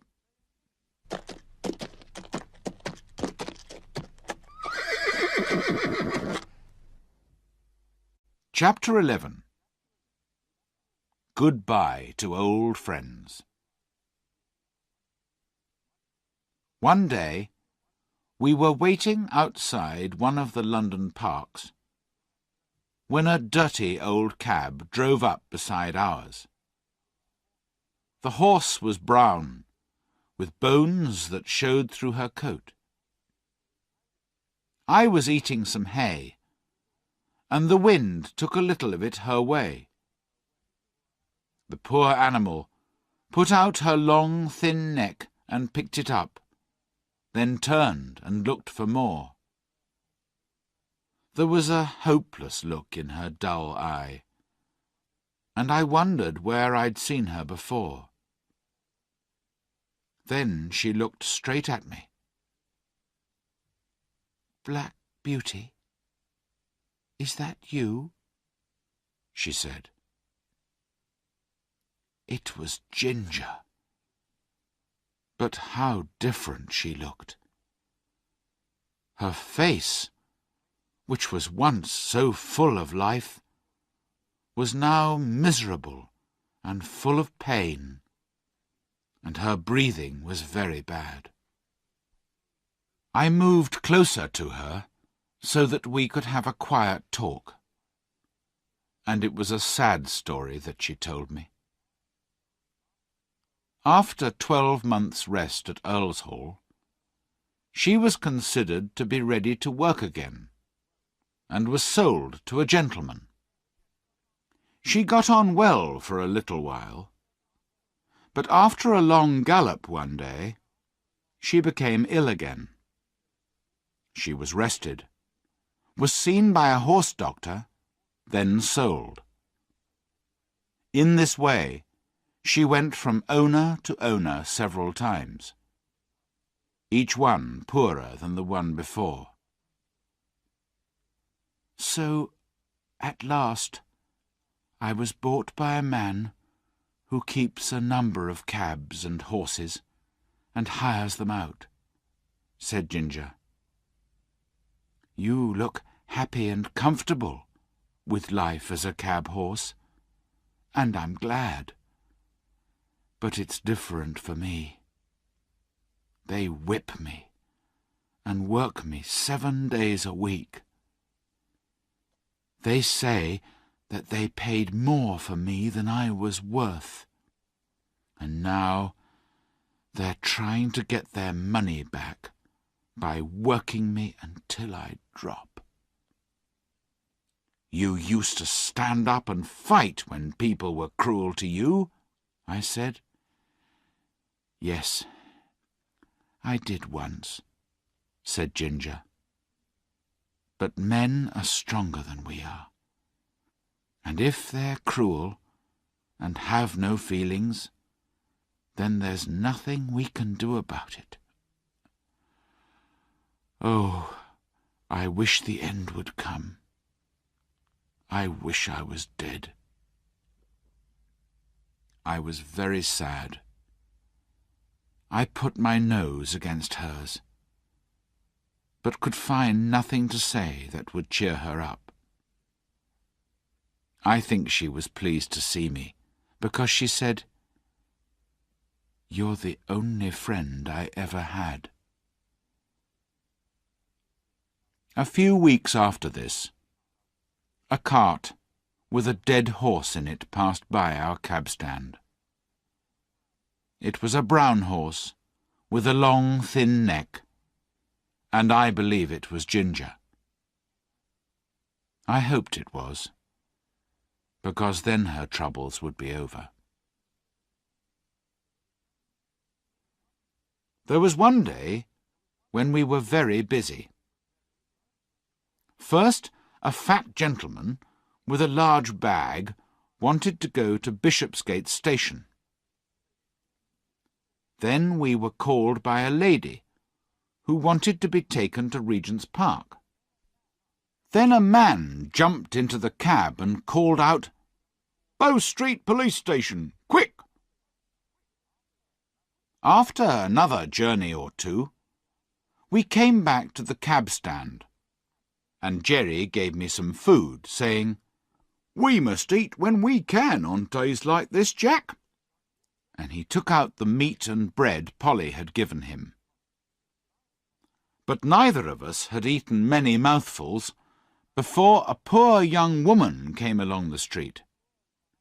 She was carrying a child, and she looked lost and worried.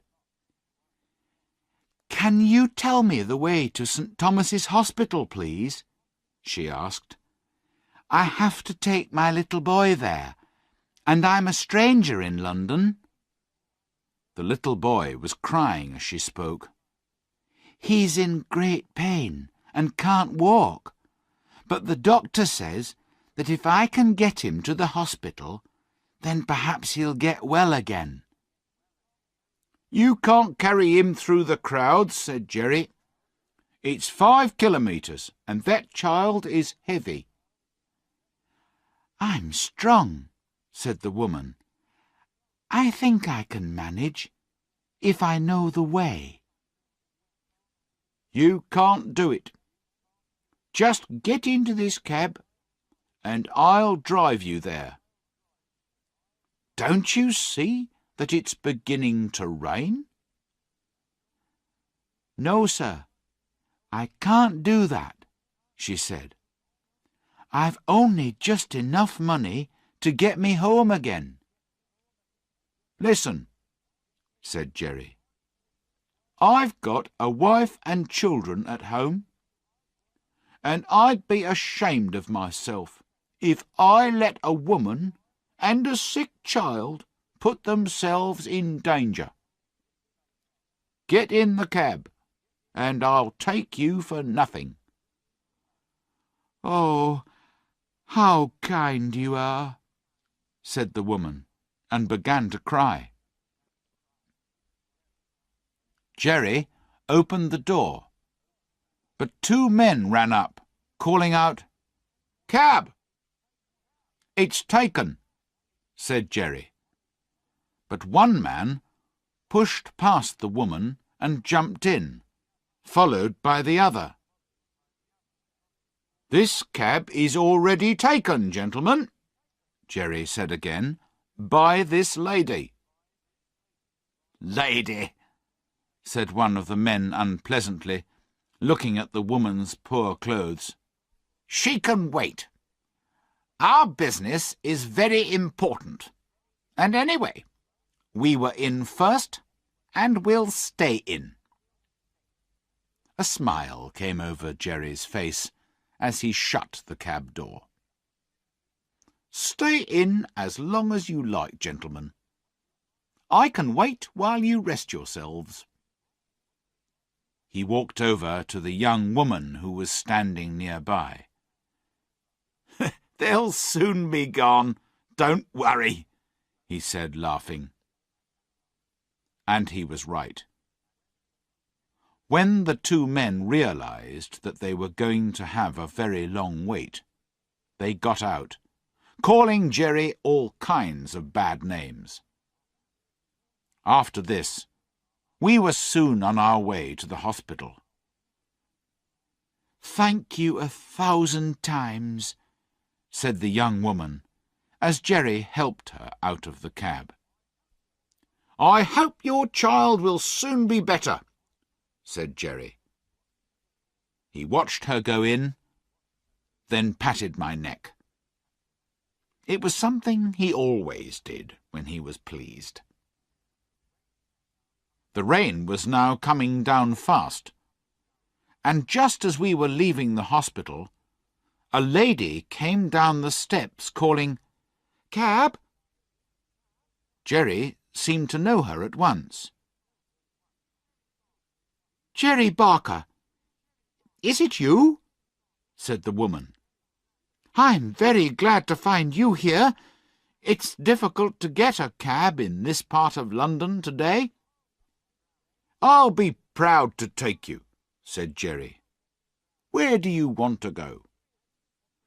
"Paddington Station," said the woman. We got to the station and went in under cover. The lady stood beside the cab talking to Jerry for some time, and I discovered that she was once Polly's mistress. "How do you like cab work in the winter?" she asked Jerry. "Polly was worried about your cough last year." "She worries because I work all hours and in all kinds of weather," said Jerry. "But I get on all right, and I would be lost without horses to look after." "It would be wrong to harm your health in this work when you have a wife and 2 children," said the lady. "There are many places where good drivers or grooms are wanted. If you ever decide to give up cab work, let me know." She put something into his hand. "There's some money for the children." Jerry thanked her, and after leaving the station, we went home. Christmas and the New Year are no holidays for cab drivers and their horses. People go to parties and dances, and the work is often late. Sometimes driver and horse have to wait for hours, shaking with cold. We had a lot of late work during Christmas week, and Jerry's cough was bad.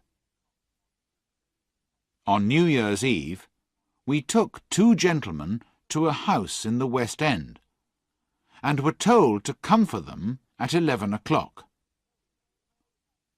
"You may have to wait a few minutes, but don't be late," one of them said.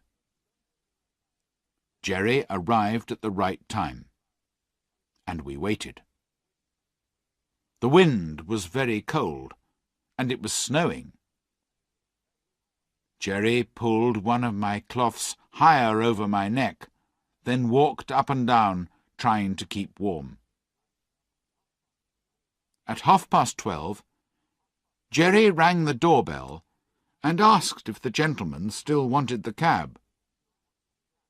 The man at the door said, "Oh, yes, you'll be wanted." At 1 o'clock, the door opened, and 2 men came out. They got in the cab without a word, and told Jerry where to drive. It was 3 kilometres away, and when the men got out, they didn't say they were sorry for the long wait, but they were angry when Jerry made them pay for the extra waiting time. But it was money hard earned. When we got home, Jerry could not speak, and his cough was terrible. But he groomed me and made sure that I was warm and comfortable. It was late the next morning before anyone came, and then it was only Harry. He cleaned us and gave us our food, but was very quiet. Later that morning he came again, and this time Dolly came with him. She was crying, and I discovered from their conversation that Jerry was dangerously ill. 2 days passed, and only Harry and Dolly came to the stable. On the 3rd day, Mr. Grant from the cab stand arrived when Harry was in the stable. "I won't go to the house, boy, but how is your father?" he said. "He's very bad," said Harry. "I'm sorry to hear that," said Mr. Grant. "He's the best man I know." But when he came the next day, Harry was able to tell him, "Father is better today. Mother hopes he will get over it soon." "Thank God," said Mr. Grant. He was a kind man, and did a lot to help the family during this time, because while Jerry was ill, he was earning no money, and we all had to eat.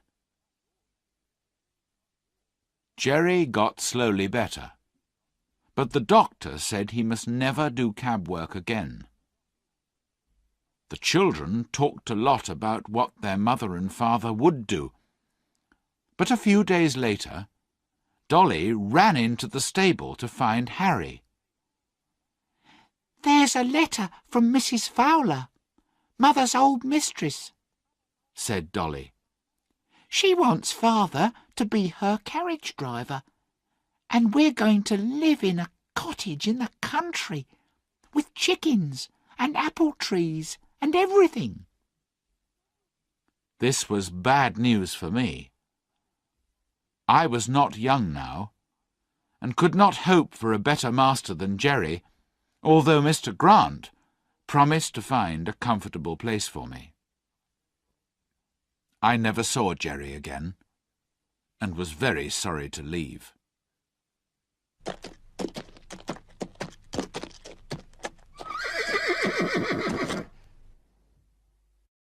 Chapter 12. Hard Times. I was sold to a baker who Jerry knew, but the baker's cart driver was a man called Jakes, who drove with the bearing rein up. This made it difficult for me to pull a heavy cart, and I found the work very hard.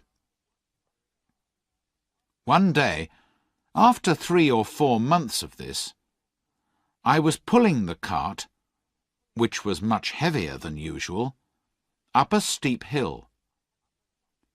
I had to stop several times to rest, which didn't please Jakes.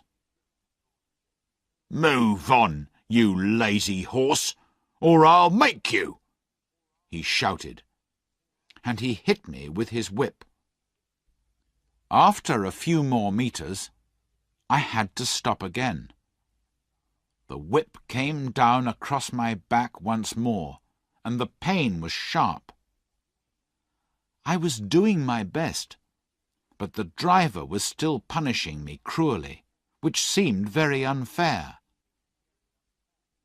Jakes was whipping me a third time when a woman hurried over and said, "Oh, please, don't whip your horse like that. I think I can help, if you'll let me." Jakes laughed. "Oh?" "He can't use all his strength when his head is held back with that bearing rein," the woman went on. "If you take it off, I'm sure he'll do better." "Anything to please a lady," said Jakes, smiling. The rein was taken off, and I moved my head up and down several times to help my aching neck. "Poor boy. "Is that what you wanted?" said the woman, patting me. She turned to Jakes. "If you speak to him kindly and lead him on, I believe he'll do better." Jakes took the rein, and I put down my head and moved on. I pulled the cart up the hill, then stopped to take a breath. "Well, that helped," said Jakes. "But if I went without a bearing rein all the time, the other cart drivers would laugh at me. It's fashionable, you see." "It's better to start a good fashion than to follow a bad one," said the woman. "Many gentlemen don't use bearing reins now." She gave me another pat on the neck and walked on. After that, Jakes always took off my bearing rein when I was going up a hill, and that made my life easier. But pulling heavy carts day after day slowly began to exhaust me, and a younger horse was brought in to do my work. I was sold to another cab owner, whose name was Nicholas Skinner. He was hard on his drivers, and they were hard on the horses. We worked long hours, had no Sunday rest, and it was a hot summer. My driver was just as hard as his master, and he had a cruel whip with something sharp at the end, which often cut me and made me bleed. It was a terrible life, and sometimes, like poor Ginger, I wished I was dead. One day I nearly got my wish. We were at the railway station, when a family of 4 people hired us. There was a noisy man with a lady, a little boy, a young girl, and a lot of heavy luggage. "Father," said the young girl, "this poor horse can't take us and all our luggage. He's too tired." "Oh, he's all right, miss," said my driver. He put a heavy box on the cab with the other luggage. "Father, please take a second cab," said the girl. "I'm sure this is very cruel." "Grace, get in at once, and don't be stupid," said her father. "The driver knows his own business." My gentle friend had to obey, and box after box was lifted up and put on the top of the cab, or next to the driver. Then the driver hit me with his whip, and we moved out of the station. The cab was very heavy, and I had not eaten or rested since early that morning. I did my best, and got along quite well until we came to Ludgate Hill. By then I was exhausted, and the heavy cab was too much for me. My feet went from under me, and I fell heavily, knocking all the breath out of me. I lay quite still because I could not move. Indeed, I expected to die. There were angry voices above me, and luggage was taken off the cab, but it was all like a dream. I thought I heard the girl's voice saying, "Oh, that poor horse, it's all our fault." Someone loosened my bridle and collar, and another voice said, "He's dead. He'll never get up again." I heard a policeman giving orders, but I did not open my eyes. Cold water was thrown over my head, some medicine was put into my mouth, and I was covered with a cloth. I don't know how long I was there, but a man with a kind voice persuaded me to try to get up, and I managed it. Then I was gently led to some stables close by. That evening I was taken back to Skinner's stables, and the next morning the horse doctor came to see me. "He's been worked too hard," said the doctor. "There's no strength left in him." "Then he must go for dog food," said Skinner. "I have no fields for sick horses. It doesn't suit my business. I work them for as long as they'll go, then I sell them for what I can get. There's a horse fair in 10 days' time," said the doctor. "If you rest him and give him food, he may get better, and then you may get more than his skin's worth."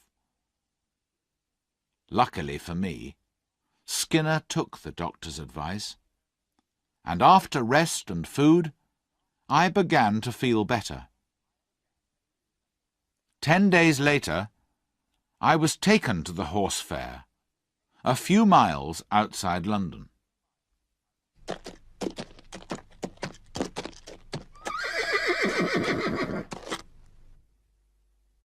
Chapter 13.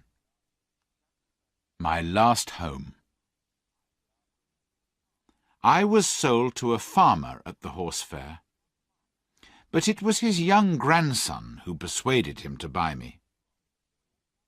The two of them walked past me, and seeing kindness in the farmer's face, I lifted my head, put my ears forward, and tried to look my best. The farmer stopped and looked at me. "There's a horse, Willie, that has known better days," he said.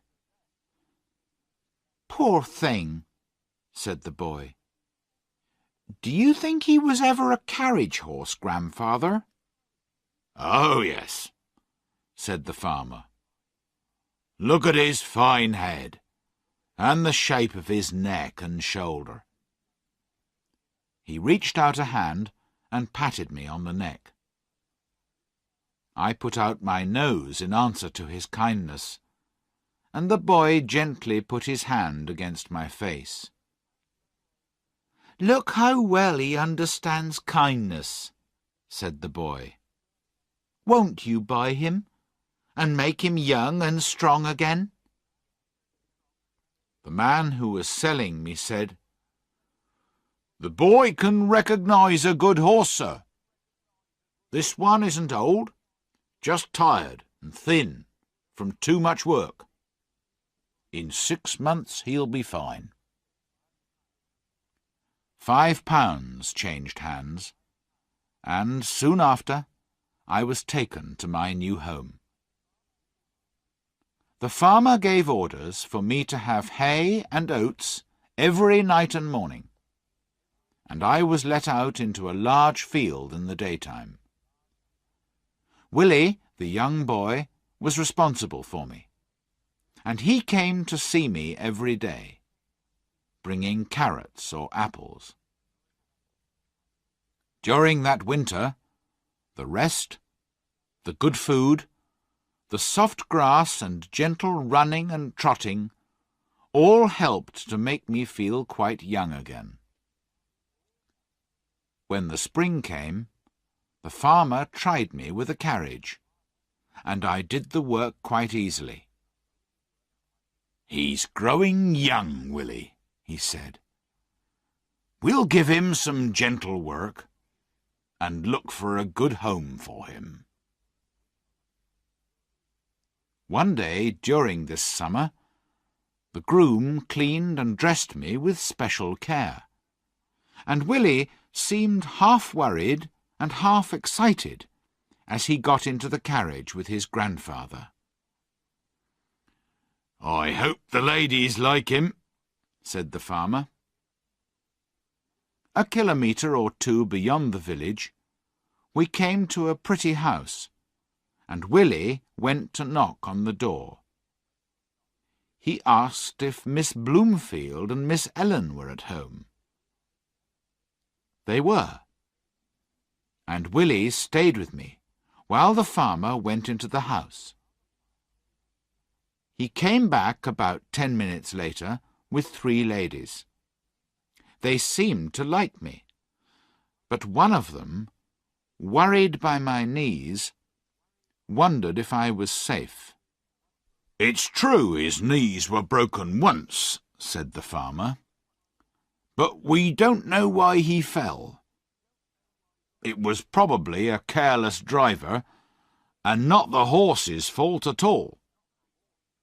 He seems very safe to me. If you like him, you can try him for a few weeks," he went on. "Then your driver will see what he thinks of him." One of the 3 ladies, a tall, white-faced lady who held the arm of a younger woman, said, "You have always given us good advice about our horses, so we accept your offer to try him." The next morning, a young man came for me. He looked pleased until he saw my knees. Then he said, "I'm surprised you suggested this horse to my ladies." "You're only taking him to try him," said the farmer. "If he's not as safe as any horse you ever drove, send him back, young man." I was taken to a comfortable stable, given some food, then left to myself. The next day, the groom was cleaning my face when he said, "That's just like the star that Black Beauty had on his forehead. I wonder where he is now." He looked more closely at me. "White star on the forehead, one white foot, and a little white place on his back? It must be Black Beauty. Beauty, do you know me? I'm little Joe Green, who almost killed you." And he began patting me all over my back. I could not say I remembered him, as he was now a fine young man, with a black moustache and a deep voice. But I was sure he knew me, and that he was Joe Green, and I was very glad. I put my nose up to him and tried to say that we were friends. I never saw a man so pleased. That afternoon, I was harnessed to a carriage for Miss Ellen to try me. Joe Green went with her and told her that he was sure I was Mr. Gordon's old Black Beauty. "I shall write to Mrs. Gordon and tell her that her favourite horse has come to us," said Miss Ellen. How pleased she will be! I have now lived in this happy place a whole year. Joe is the best and kindest of grooms. My work is easy and pleasant, and I feel my strength coming back again. The ladies have promised that they will never sell me, and so I have nothing to fear. And here my story ends. My troubles are all over, and I am at home. And often, before I am quite awake, I dream I am still in the field at Birtwick, standing with my old friends under the apple trees.